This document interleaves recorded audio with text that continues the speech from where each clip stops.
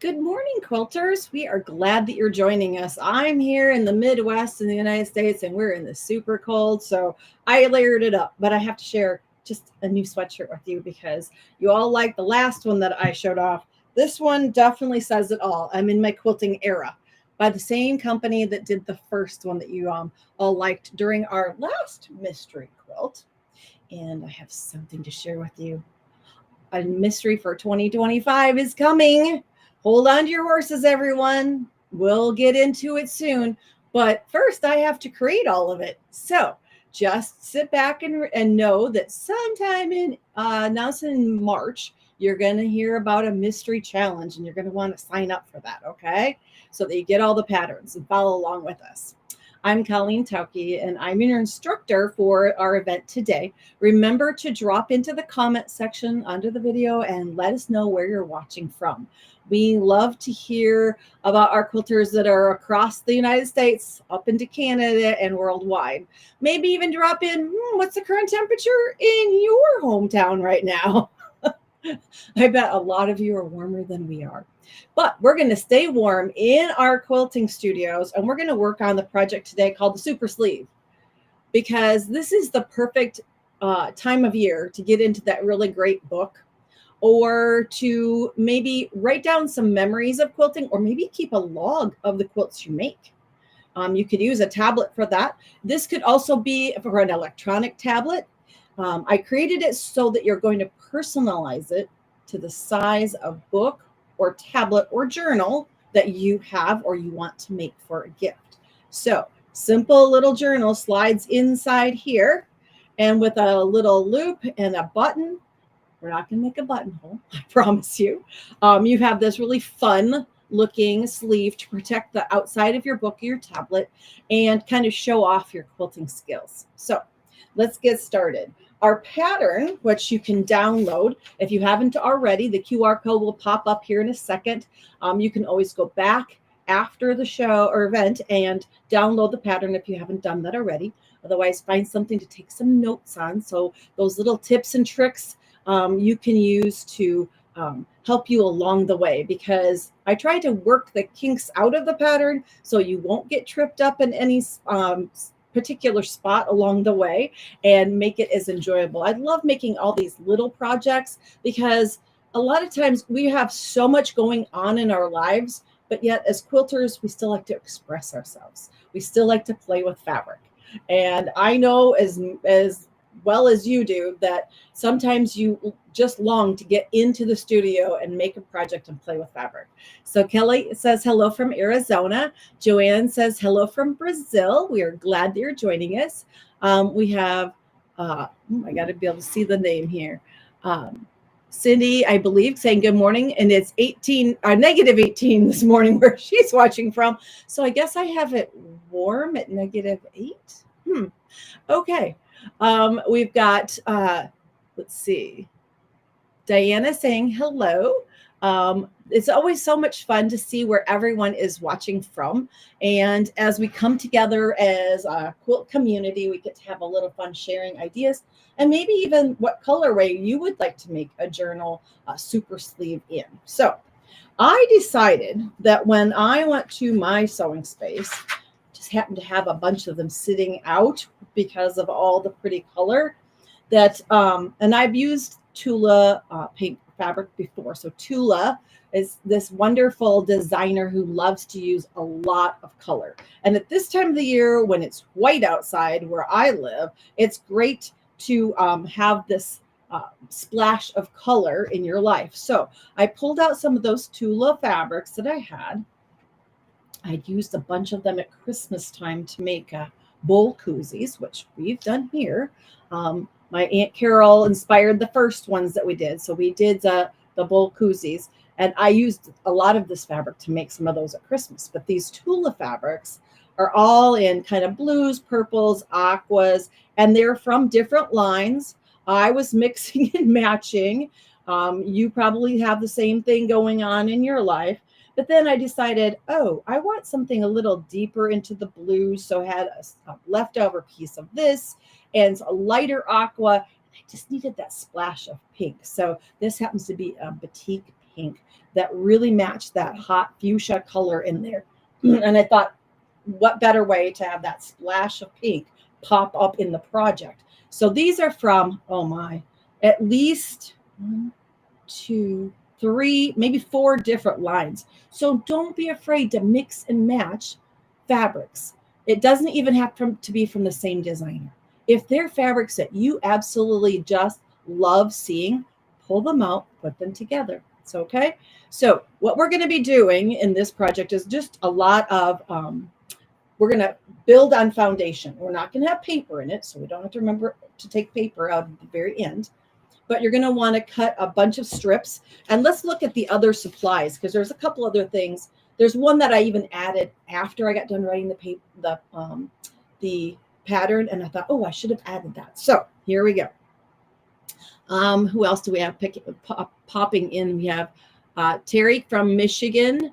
We have Carla coming in from, oh, it's 50 degrees in Texas. You lucky Texans. But we're going to have 50 next week.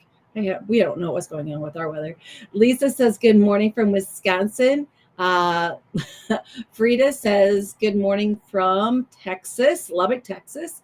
June says, hello. I'm watching from New Brunswick, St. John's, to be exact. Okay, great. Catherine says, good morning from someplace in Texas. I can't read it real quick. It is 61 degrees there. Oh, you lucky. You have all the heat. Okay, we're going to start cutting our strips from our selected fabrics. And these are the tools I want you to pick up. Your basic sewing supplies are the biggest thing. Now, I tend to like to use spray based, and we're going to use that to layer up our very first base of batting and the lining that goes inside of our sleeve.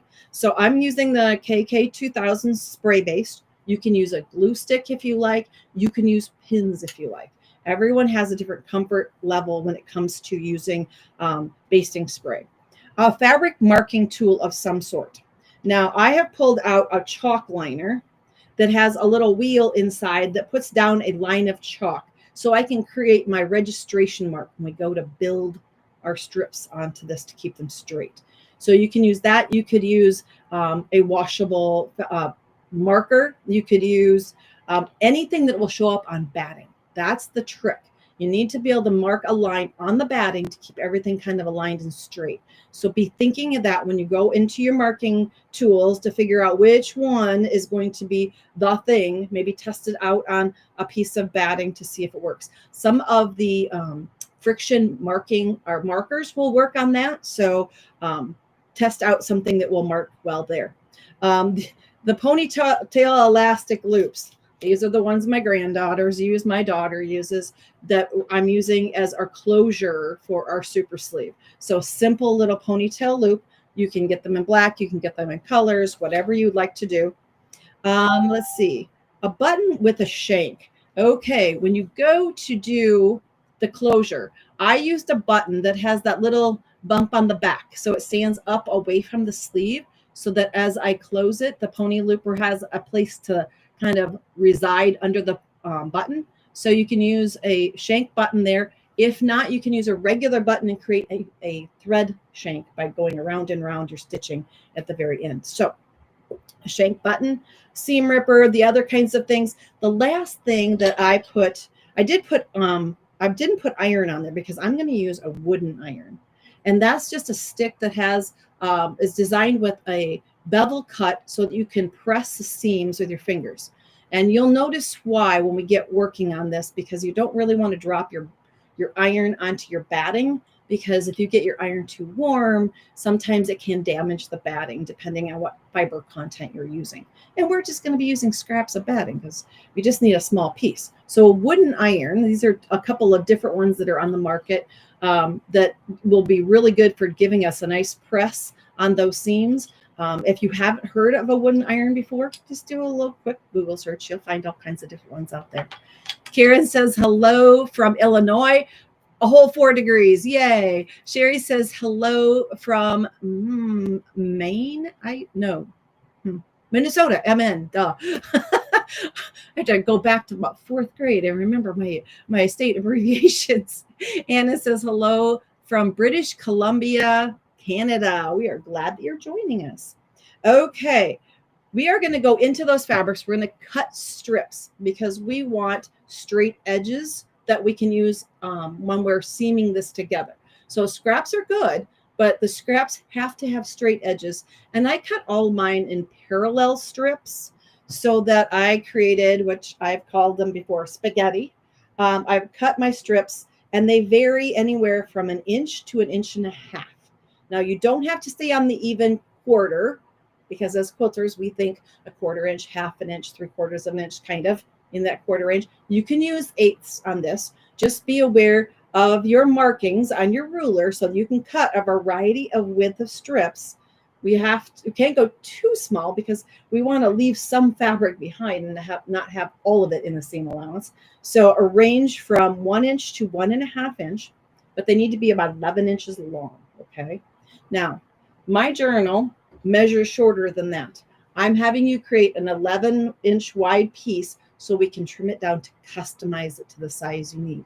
If you're working on a large tablet, you're trying to make this for something larger, you're going to have to go back and oversize your backing and batting, make your strips longer so that you can accommodate a deeper pocket or sleeve for your project.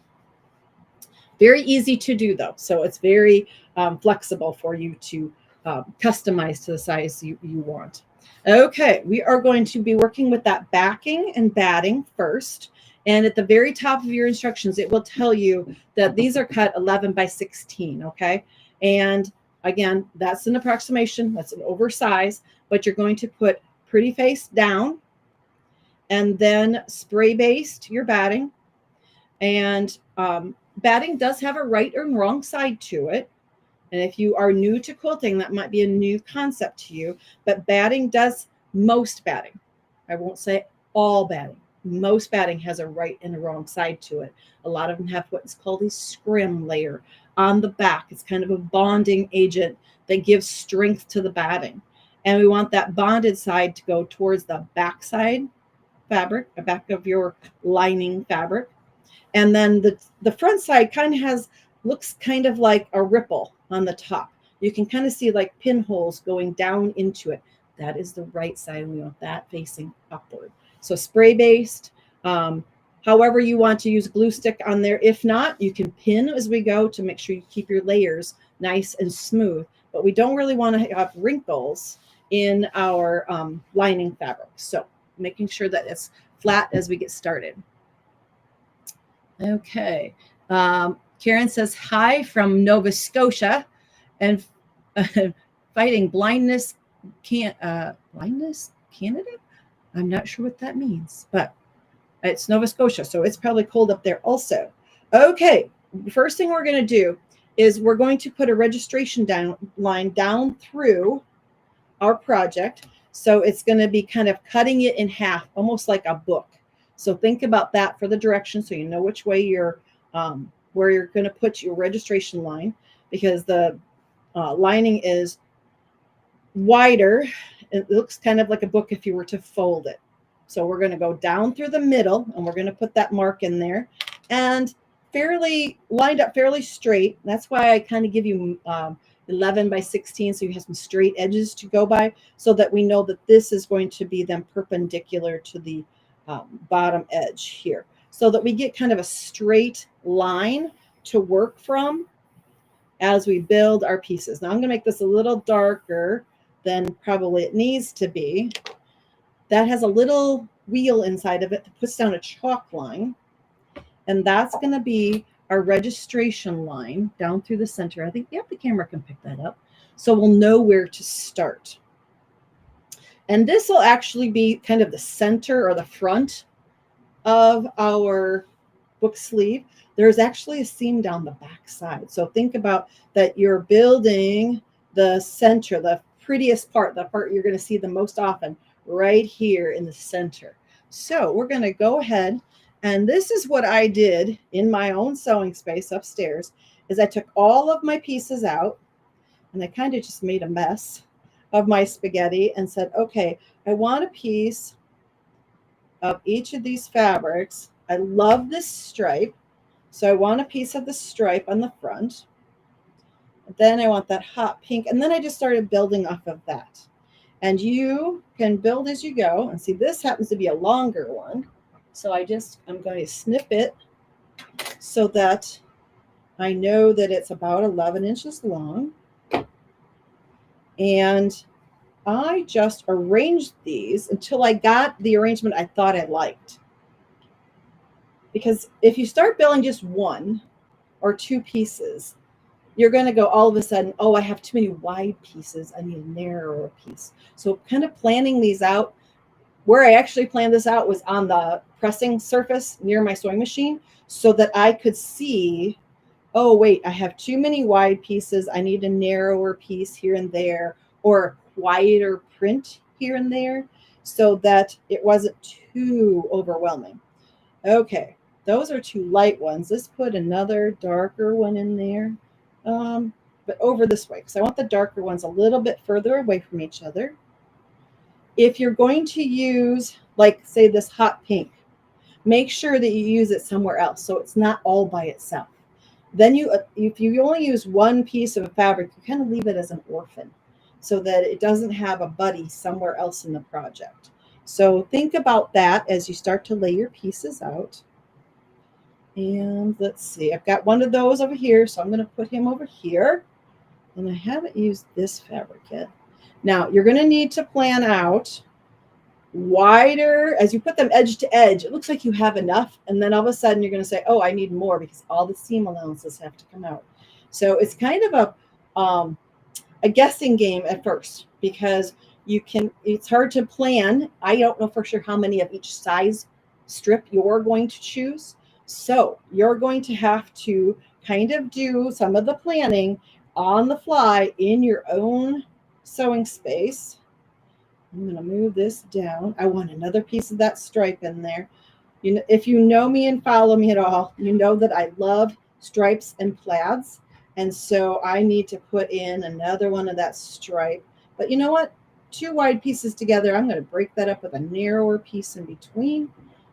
And you kind of now can see how I planned the beginnings of my project, and I'll have to add on as I go. But now I can have a layout of what I want to use. So I'm going to take this guy out of the way, and I'm going to lay these over on my ironing board. Ironing boards are such great places for things to just kind of land out of the way so that we can do some planning. I need to work on these middle ones first. So I'm going to leave those. I'm going to lay these in order. Now, if you're a very random person, you could just grab and sew if you like. But I have a really hard time doing that random. I think I call it planned random. You can ask my daughter. We were working on a project once, and she's like, "Mom, you should just pull them out of a bag and put them together." And I just couldn't make myself do that. So let's see. We have Chris saying hello from Salina, Kansas, or Salina, Kansas. I don't remember for sure how you say it, but it is all of negative 20 degrees. I think you might be the winner almost here. Okay, we're going to work on these center pieces. So what I need to do is I'm going to take this first piece and I'm going to put it right side up, and we're going to align one edge of the strip with that registration line we have there, so that I know that I have it nice and straight across my lining and my batting. Then I'm going to take, let's see, I guess on these, it doesn't matter which side I'm working on. We're going to go to the right first because I need to be able to slide it under the machine to keep it going in the right direction there, so that I'm working on a seam allowance I can actually reach. Now, here's where I'm going to put in a couple of pins. You could use a walking foot if you like. But remember, this is a journal sleeve. It's not like it's going to be an heirloom quilted item. We're having fun. Some people like to use their walking foot. I have a hard time with my walking foot telling where my 1/4 inch seam allowance is. So I'm going to pin those right sides together. So the first strip goes right side, pretty side up. The next strip goes pretty side down so that they're kind of matched up together. And I'm going to do a 1/4 inch seam allowance along this edge. And I have those pins holding it there so it doesn't shift too much. We don't want it to all shift down as we go across the project. It's short, so it's not a real long seam, so there's not a lot of room for anything to shift. Okay, here we go. I've got my machine set at a 1/4 inch seam allowance. I've got my regular stitch length set. You may want to select a thread color that matches your lining or your inside fabric. Now, I'm not using that, so you can see where my stitching is. But if I were doing this for a gift, I would probably want a purple or something that coordinates, maybe an aqua or something if you want to see the stitching. But we are going to stitch all the way through the layers so that we're actually quilting it as we assemble it. Here we go. That's the first piece in place. So I'm going to pick that up so you can see my stitching line there, my 1/4 inch seam allowance. On the back, well, it's not going to pick up. I used a light gray, but the thread's not picking up too well. So there's my stitching line right down through here. Maybe you can kind of see a shadow line there. Maybe not, I don't know. But we're going to then open up these two pieces. So the piece you have that's face down, we're going to open it up like a book. We're going to press that back with a finger. And here's where using an iron, if maybe you have one of those tiny mini craft irons, you can get in there and press, but you can also use a wooden iron, okay? So you can come in and press that seam, give it a nice ridge along there where that fold is, or the seams coming together, and the batting really holds it down nicely. And then we're going to add our next strip. So we're just building one side at a time as we go across. That's why having those strips laid out and planned ahead, you don't have to think too hard if you have them just laying there in order, so you can pick up one after the other and add each piece. Now make sure you open that seam all the way out. That's why I want you to use something as maybe the tip of an iron if you don't have a wooden iron, or just your fingernail to kind of score that seam so that you make sure that you get it open all the way. Otherwise, your piecing won't be strips anymore. They'll be kind of wedges instead. Okay, so we added our second strip. Same thing. Open up that seam all the way.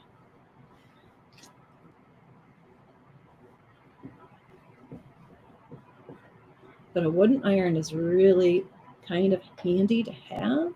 If you have a really skilled husband, I suppose you could have somebody fashion you one like that.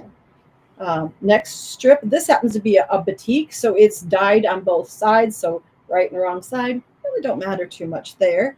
So decide which side you want to have as your right side, and you're going to just keep adding those strips, and you're going to find out this is such a fun, fast project to work on. Once all the strips are cut and you make that decision of the order that you want them to appear, the rest is just simple sewing. Now, if you like, when you're done covering all of this, if you decide you want to add more quilting, that's always an option. Some people like to actually see the quilting stitches on the front of their quilt or their project. But in this case, everything is secured by the way that we build our project. I'm going to use a little wider one here so I can make progress a little faster. So that you really don't have to worry when the project is finished. If it were to be laundered, the batting isn't going to bunch up or shift because you're stitching down through all of the layers.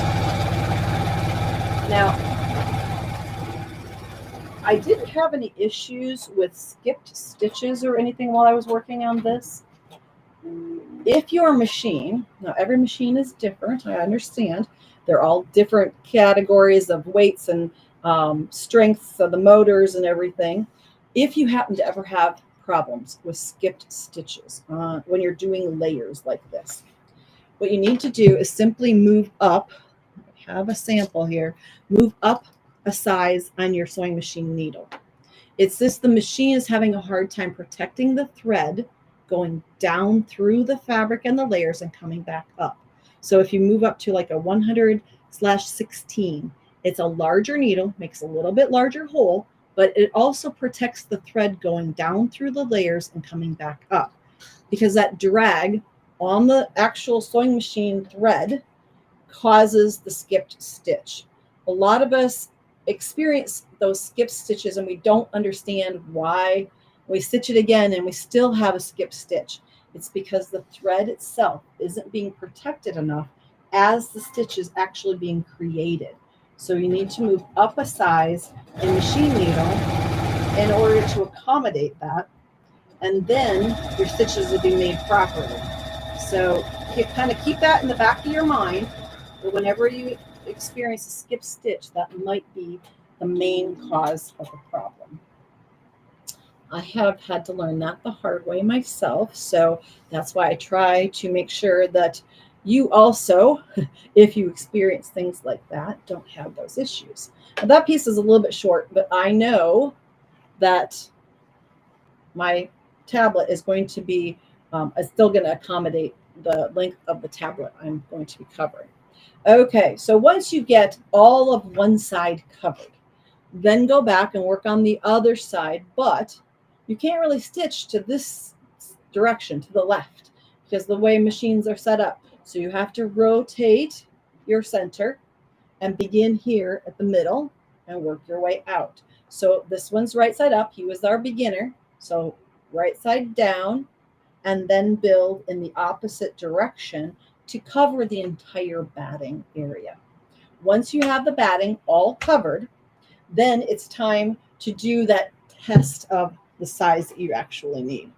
So in the instructions, let's see if we have anybody asking a question I need to cover here quick. Are you using a standard 2.5 stitch length? Good question. What is my machine set at? Mine's set at 2.0, and that's my default on my machine. So 2.0 is what I use pretty much always for piecing on this machine, and I believe my upstairs machine is also at 2.0. So that short stitch length is kind of important in quilting. It is a stronger seam than if you get up into that 2.5 or above, because at the beginning and ends of seams, when you were maybe tugging on something to put it on a quilting frame or to quilt it, those stitches can pop a little bit. So 2.0 is a little bit safer stitch length to use. Let's see. Bridget says, oh wait, Kelly says, would flannel make a good substitute for the batting? You could use. It's going to be a little lighter weight. It just depends on how much of a kind of a cushion you want to create. If it's just a journal, a paper journal, flannel would be fine for the inside. You won't get quite the rise between the pieces, that kind of depth that you do like on a quilt, but you know, it's like a summer quilt. That would be fine totally to use flannel in the inside. Bridget says, hello from a traffic jam in Luxembourg. Well, I'm glad that we're keeping you company while you're in traffic. Always be safe. Let's see. At 70 degrees there. Yay for warm weather. Let's see. Pia says that it's snowing where she's at in Denmark. Isn't that wonderful? We are glad that you're joining us. Okay, so we're talking about once we get this all built out and totally covered, then it's time to trim this up and get it to the size that we need. So this is the little part that's going to be, you're going to say, I'm having to wing it just a little bit, because every journal, every tablet, every book is going to be a little bit different in its thickness, its depth, and its width. Okay, so this is literally how I worked on mine. I took my item, I laid it on, and I cut one edge, knowing this was going to be the top edge. So I wanted this to be straight. So I took out my ruler. I'm using my seams as a guide so that I can get a perpendicular cut, so I can get a nice straight cut across my item. So I'm lining up one of the lines on my ruler with my seam lines, and I'll notice they're fairly close. They may not be perfect. We won't tell anybody. But pick one that you're going to use as a registration there, and we're going to cut a nice straight edge along the top. This is going to be the top of our project. Okay. The next thing you're going to do is you're going to lay your tablet, your journal, your book, whatever it is, along that top edge, and you're going to wrap like a baby. You're going to wrap this to try and figure out how big around your project needs to be. So to create that sleeve. So what I did is I put a pin in. You can use a pen to mark that spot. Once I have my pin in there, I can go in with a fabric marking tool. Here we get one. And I'm going to make a little notch so I know that, okay, this is where my seam needs to be. And on this side where that pin was in, that's where my seam, that one's done. Isn't that sad when a really good marking tool just runs out and it's just done its time? On to a new one. You know, woodworkers have to buy new tools, so do quilters, okay? Okay, I've marked that where I know that seam needs to be. I need a 1/4 inch on each side of that to do my seam allowance. So I'm going to take the pin out and then open this up. Now, got to remember, use your little imagination because you don't want to sit here and watch me sew all the strips in place. Where that marking is, I need a 1/4 inch more, so I have a seam allowance.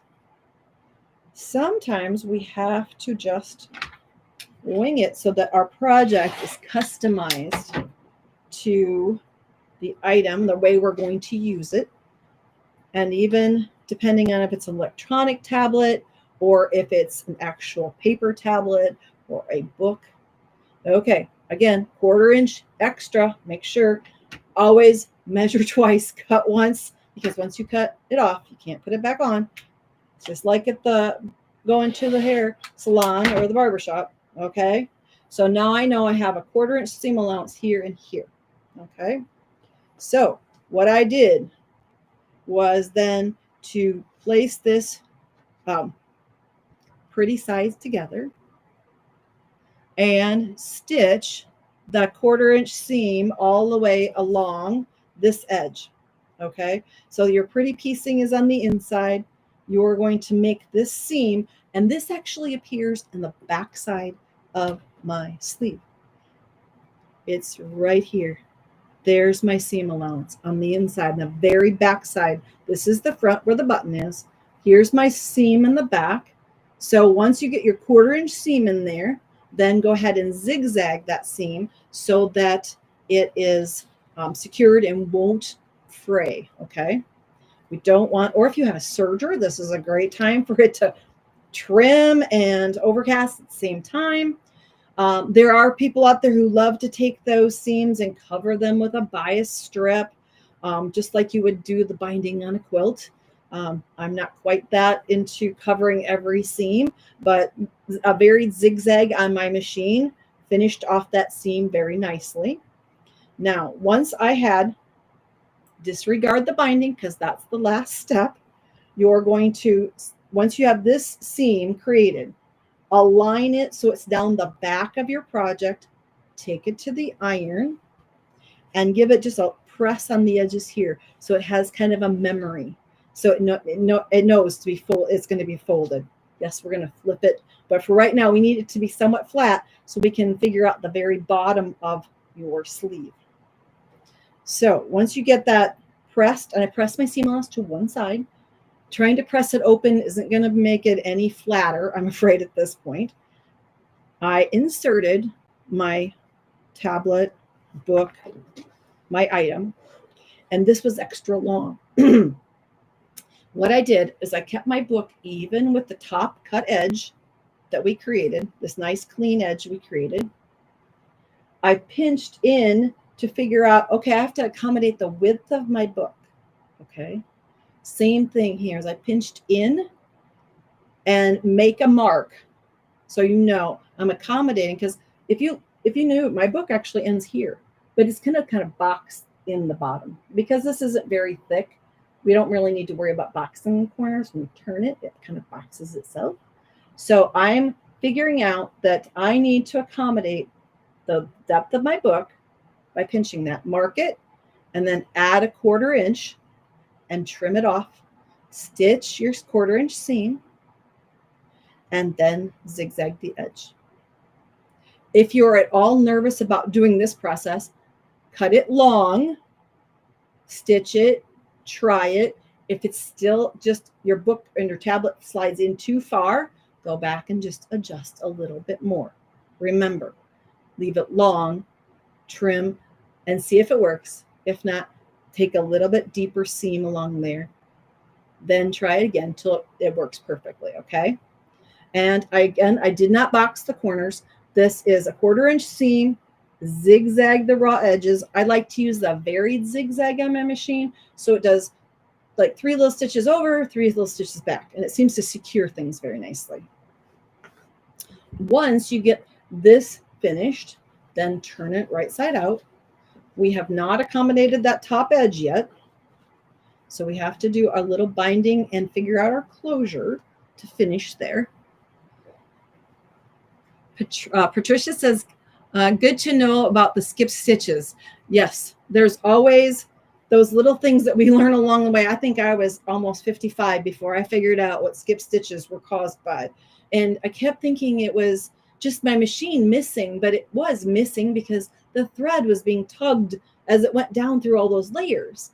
And then I realized, oh, it just needs a little bigger tunnel for the thread to float through without being pulled on, because as it's getting pulled, it won't catch on the hook and it misses the stitch.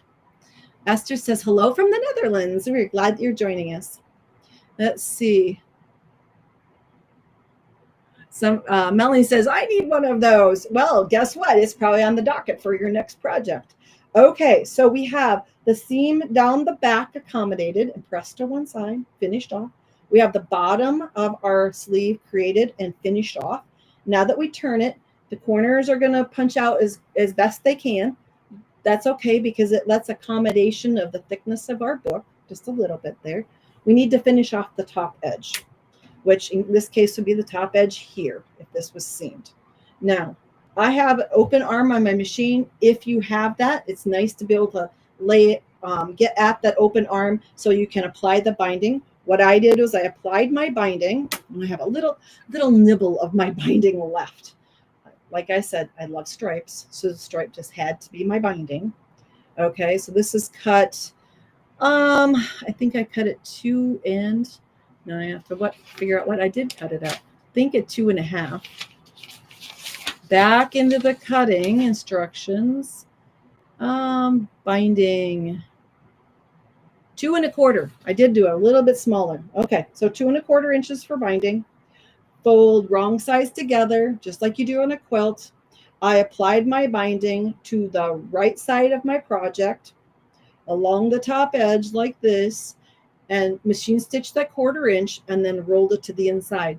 But I also need to make this tab because I want it caught in that seam at the same time. So get your binding cut, get it pressed, and then pause for a moment. In your instructions, it tells you to cut 2 rectangles. If you'd like to do something besides a button, if you decide you want to use Velcro or a hook and loop tape as generically we would call it, you can make this longer because my tab wasn't quite long enough to do that, and I kind of like the button look on there, so that's what I did. You can make your tab longer, plan ahead, measure to see that you want it longer. But if you want to use the button, the elastic loop, this is what I did. Right sides together, stitch one long side, short side, and a long side, and then turn the entire thing right side out. Once it's stitched and pressed, you're going to have a tab that looks something like this, but just a tiny bit smaller once it's seamed. And the open edge is going to lay inside along, you're going to put it along the back side right above where your seam is, but on the outside here, you're going to lay it in and put your binding over the top. So you're going to go through those layers. This is where skip stitches may happen because you're going through a lot of fabric, okay? You've got 1, 2, 3, 4, 5, 6 layers of fabric and a layer of batting. So this is where that extra thick or heavier needle may really help you a lot. So that you have this aligned, just go ahead and put your binding all the way around. When you get done, your tab will then be stitched right into your project. And once it's stitched in, then I need a pony looper. Where did I took one off? Here we go. I laid the ponytail looper on there. Well, I don't need 2 of them. I just need 1. Oh, what's my other one? Actually hooked to my bag. Okay. I folded it and I just stitched it. It's already attached. You could do it before you attached it, I guess. That's a possibility. But as I was designing on the fly, I just stitched this nice clean edge here, which you'll see here. I just folded it over so it's attached on and ready to go. I finished my binding by hand. Some people like to do it by machine. It's totally up to you how you finish the top edge, just the same way you would do binding on a quilt. Then attach your button for your placement and your closure is finished. There you go. So I hope that helps you walk through the process of creating the super sleeve. This, like I said, can be converted to different sizes. Remember, it's not going to be waterproof, so it's just a pretty cover for your journal, your tablet, or the book you're currently reading. So enjoy the super sleeve.